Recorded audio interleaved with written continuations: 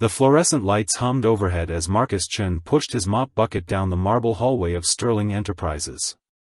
His worn sneakers squeaked softly against the polished floor, a sound that had become his morning soundtrack for the past 6 months.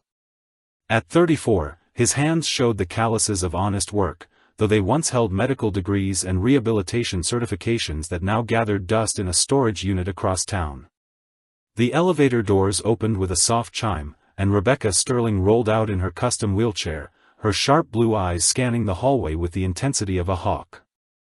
Her assistant James followed close behind, tablet in hand, already rattling off the morning schedule.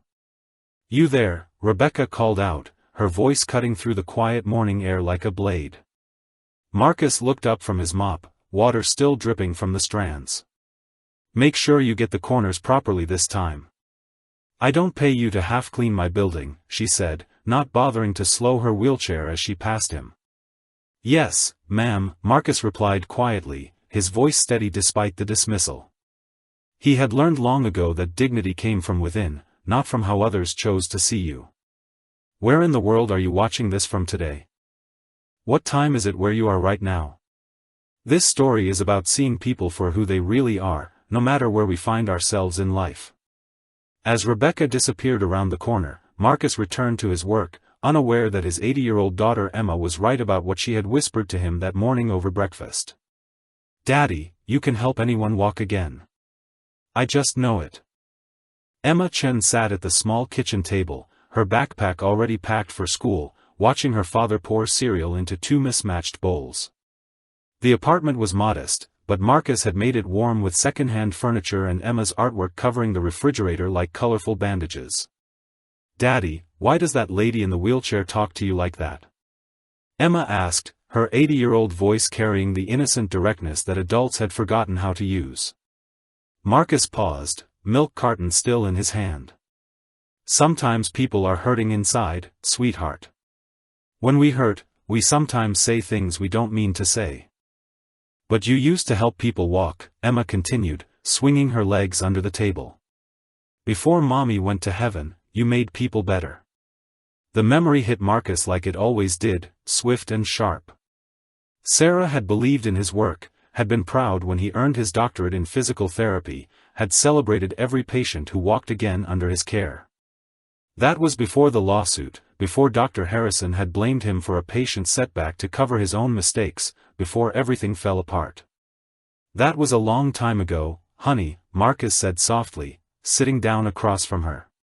Emma reached across the table and patted his hand with her small fingers.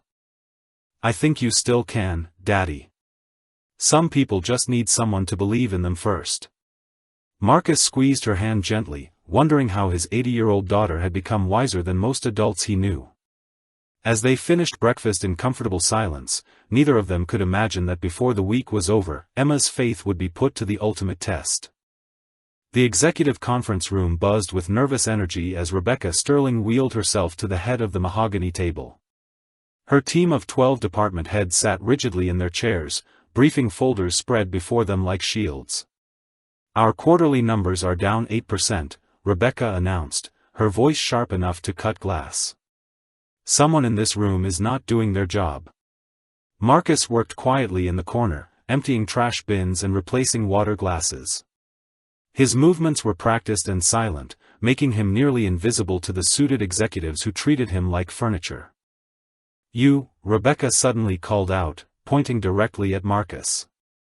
The room fell silent except for the soft hum of the air conditioning. Marcus straightened, meeting her gaze steadily. "Yes, ma'am. Do you see how clean this table is? How spotless these windows are?"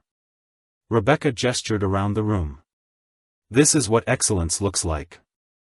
This is what I expect from everyone in this building." The department heads shifted uncomfortably in their seats, understanding the implied criticism. Marcus simply nodded. "Thank you, ma'am," he said quietly, but Rebecca wasn't finished. "Unlike some people in this room, you understand that mediocrity has no place at Sterling Enterprises." She turned back to her executives, her wheelchair clicking against the table leg. As Marcus continued his work, his trained eye noticed something the roomful of Harvard MBAs had missed. Rebecca's left hand was trembling slightly against her wheelchair armrest, and her positioning suggested chronic muscle tension in her shoulders. These were signs he recognized from years of treating spinal injury patients. The physical therapy room on the 20th floor was a testament to wealth and determination. State-of-the-art equipment lined the walls like chrome sculptures, each machine worth more than Marcus made in a year. He had come to clean the mirrors and mop the rubber flooring, but stopped short when he heard voices from within. Dr. Harrison, a man whose arrogance preceded him into every room, was adjusting settings on a stimulation device while Rebecca lay on a treatment table. His technique was textbook perfect but completely wrong for her specific injury pattern. "You need to push harder, Rebecca, Dr. Harrison said, his voice carrying the condescending tone that Marcus had heard directed at him countless times. "Your insurance company is watching these sessions closely." Marcus pretended to focus on cleaning the mirror, but his professional instincts were screaming. The electrode placement was creating unnecessary muscle fatigue, and the resistance settings were too aggressive for someone with her level of spinal compression. "I can barely feel anything," Rebecca said through gritted teeth, sweat beading on her forehead. "That's normal for your condition," Dr. Harrison replied dismissively. "We'll increase the intensity next week." Marcus's hands tightened on his cleaning cloth. In his former practice, he had seen this same mistake destroy months of potential progress. The urge to speak up was overwhelming, but janitors didn't give medical advice to billionaire CEOs. As Rebecca was transferred back to her wheelchair, Marcus caught sight of her chart on the nearby desk. T12 incomplete injury, it read. His heart raced. With proper treatment, incomplete injuries often had remarkable recovery potential. The monthly all-staff meeting filled the Sterling Enterprises auditorium with 200 employees sitting in uncomfortable silence. Rebecca commanded the stage from her wheelchair, her presence more imposing than most people standing at podiums. "Some of you seem to think that showing up is enough," she began, her voice carrying to the back rows without amplification. "That collecting a paycheck means you've earned your place here." Marcus sat in the far back corner, having been required to attend after finishing his morning cleaning duties. Around him, marketing executives and financial analysts shifted nervously in their seats. "Let me tell you about real work," Rebecca continued, her eyes scanning the crowd until they landed on Marcus. "Our janitor understands something most of you don't. He shows up every day, does his job without complaint, and takes pride in his work." Marcus felt every eye in the auditorium turn toward him. His face warmed, but he maintained his composure. "Perhaps some of you should learn from his example before you find yourselves replaced by people who actually want to be here." The applause that followed felt hollow and embarrassing. Marcus knew he was being used as a weapon against the staff, turned into an example of humility to shame college-educated professionals. Have any of you ever felt overlooked or underestimated? Have you ever known someone whose true talents were hidden beneath the surface? This story is about discovering the extraordinary in the most unexpected places. As the meeting concluded, James Wilson approached Marcus in the hallway. "I'm sorry about that," he said quietly. "She doesn't usually single people out like that." Marcus nodded, understanding more than James realized about people who mask their pain with cruelty. The executive elevator carried Marcus to the penthouse level where Rebecca's private office occupied the entire floor. Floor-to-ceiling windows offered a commanding view of the city below, but the space felt cold despite its luxury. Marcus had come to clean after hours, believing the office would be empty. He heard the sound before he saw her. A soft thud, followed by a sharp intake of breath. Behind her massive desk, Rebecca had fallen from her wheelchair while reaching for files on a high shelf.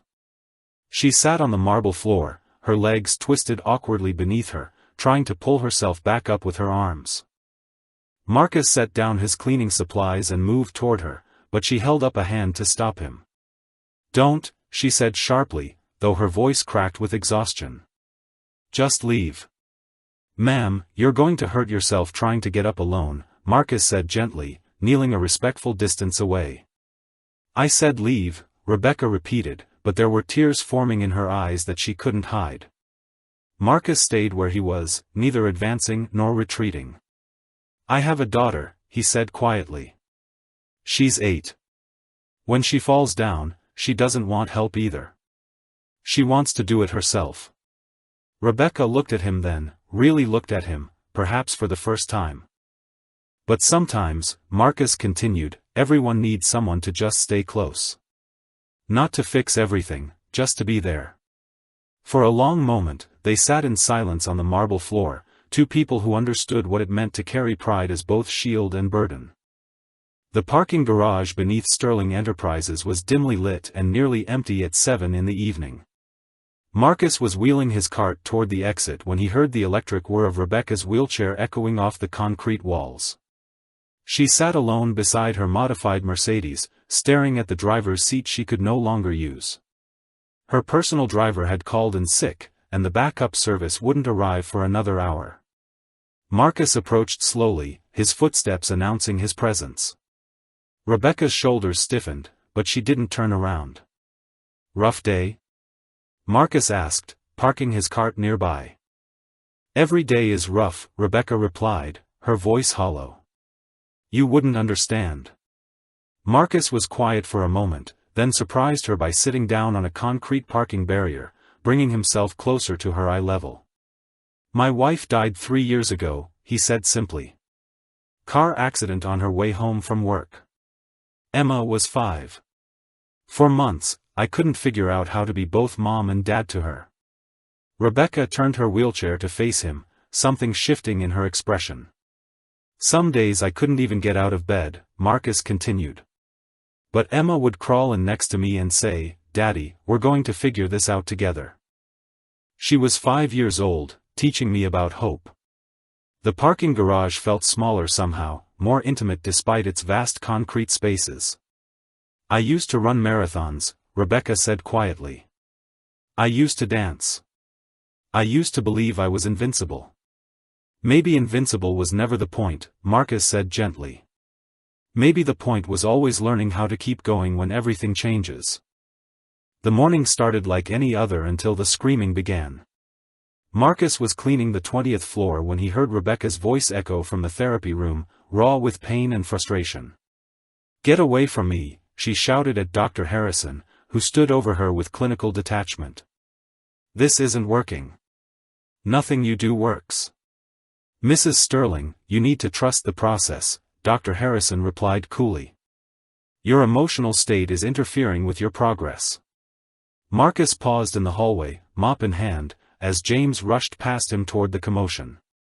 2 years, Rebecca's voice cracked. 2 years of your treatments and I'm worse than when I started. My legs are weaker, my pain is constant, and you stand there telling me to trust the process." Through the partially open door, Marcus could see Rebecca trying to transfer from the treatment table to her wheelchair. Her technique was all wrong, compensating with her shoulders in a way that would cause long-term damage. The transfer went badly. Rebecca's grip slipped, and she fell hard against the wheelchair's armrest. The sharp cry of pain that followed made Marcus drop his mop. Dr. Harrison barely looked up from his notes. "Perhaps we should increase your pain medication dosage," he suggested dismissively. Marcus found himself moving toward the door before his mind could stop him. Every instinct screamed that this woman needed real help, not pharmaceutical band-aids and condescending platitudes. His hand was on the door handle when James appeared beside him. "She's having a bad day," James whispered, but Marcus could see it was more than that. This was someone drowning while her lifeguard checked his watch. Marcus stepped into the therapy room as Dr. Harrison prepared to leave, his expensive briefcase already packed with indifference. Rebecca sat slumped in her wheelchair, defeat written across her shoulders like a heavy coat. "Mrs. Sterling," Marcus said quietly, causing both Rebecca and Dr. Harrison to look up in surprise. "Excuse me," Dr. Harrison snapped. "This is a private medical consultation." Marcus ignored him, focusing entirely on Rebecca. "Your transfer technique is going to tear your rotator cuff within 6 months. The way you're compensating with your shoulders is creating muscle imbalances that will limit your independence even further." The room fell silent except for the hum of medical equipment. What did you just say? Rebecca asked, her voice barely above a whisper. Your incomplete T12 injury means you have potential for sensation recovery, but the electrode placement Dr. Harrison is using is stimulating the wrong muscle groups. You're building strength in muscles that are fighting against your recovery, not supporting it. Dr. Harrison's face turned red. Security, he began reaching for his phone, but Rebecca held up her hand. How do you know about my injury classification? She asked Marcus, her eyes searching his face. Because I used to help people like you walk again, Marcus said simply. Before I lost everything and became invisible. James stepped closer, understanding beginning to dawn on his face. The medical journals in your locker, he whispered to Marcus. The way you always seem to know when someone is in pain. Marcus looked directly at Rebecca. You asked me yesterday if I understood what it felt like when everything changes. I do. But I also know that incomplete doesn't mean impossible. Dr. Harrison's laughter filled the therapy room like poison. A janitor thinks he can diagnose spinal injuries? This is absurd, Rebecca. I've been treating neurological conditions for 15 years. Then why is she getting worse? Marcus asked calmly, stepping closer to the treatment table. Why are her pain levels increasing instead of decreasing? Why is her muscle tone deteriorating after 2 years of your care? You have no credentials, no license, no authority to question my methods, Dr. Harrison sputtered. Marcus rolled up his sleeves and gently approached Rebecca's wheelchair. May I? He asked, gesturing toward her legs. Rebecca hesitated, then nodded. Marcus knelt beside her chair and carefully examined her positioning. His touch was professional, confident, completely different from the fumbling janitor Dr. Harrison expected to see. Your hip flexors are locked in spasm, Marcus explained to Rebecca, his hands finding the exact points of tension. That's why your transfers are so difficult. The electrical stimulation should be targeting your glutes and hamstrings to counterbalance this, not your quads. How could you possibly know that? Rebecca asked, but there was wonder in her voice instead of skepticism. Marcus looked up at her. Because 3 years ago, before my world fell apart, I helped a woman with your exact injury pattern walk down the aisle at her daughter's wedding. James moved closer, his phone already in his hand. I'm calling security, Dr. Harrison threatened. Wait, Rebecca said firmly. Let him continue. If you truly want to help others who feel unseen or overlooked, this story shows the power of recognizing hidden talents. Where are you watching from today? Marcus positioned his hands along Rebecca's spine with the precision of someone who had done this thousands of times. Close your eyes, he said softly. I want you to focus on what you feel, not what you think you should feel. Dr. Harrison stood frozen in the corner, his medical degree suddenly feeling inadequate against the quiet confidence radiating from the man he had dismissed as help. Now, Marcus continued, applying gentle pressure to specific points along Rebecca's lower back. I'm going to release the muscle guarding that's been protecting your injury site. Your body has been holding these muscles tight for 2 years, afraid to let go. Rebecca's breathing deepened as Marcus worked. His technique was unlike anything Dr. Harrison had attempted, combining precise manual therapy with an intuitive understanding of how trauma locked itself into muscle memory. Feel that warmth spreading down your left side? Marcus asked quietly. Rebecca's eyes flew open. Yes, she whispered. I haven't felt warmth there since my accident. Dr. Harrison stepped forward, his professional skepticism warring with what he was witnessing. That's impossible. Her nerve pathways were severed. Not severed, Marcus corrected without looking up from his work. Compressed and inflamed. The swelling has been preventing signal transmission for 2 years, but the pathways are still there. He adjusted his hand position and applied a different type of pressure. Now, Rebecca, I want you to think about moving your left toe. Don't try to move it, just think about it. The room held its breath. Then, almost imperceptibly, Rebecca's left toe twitched. The sob that escaped her throat was raw and primal, 2 years of grief and hope colliding in a single moment. 3 months later, Marcus stood in the same therapy room, but everything had changed.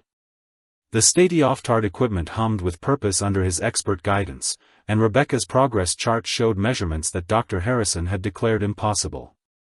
"You're ready," Marcus said, steadying the parallel bars as Rebecca prepared for her daily walking exercise.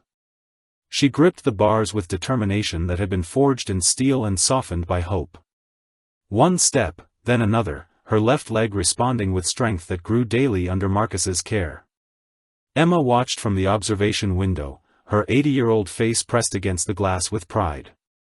She had been right all along about her daddy's gift. James approached Marcus with a folder. "The Sterling Foundation Board approved your proposal," he said quietly. 15 rehabilitation centers across the country, each one dedicated to treating patients who've been told their conditions are hopeless.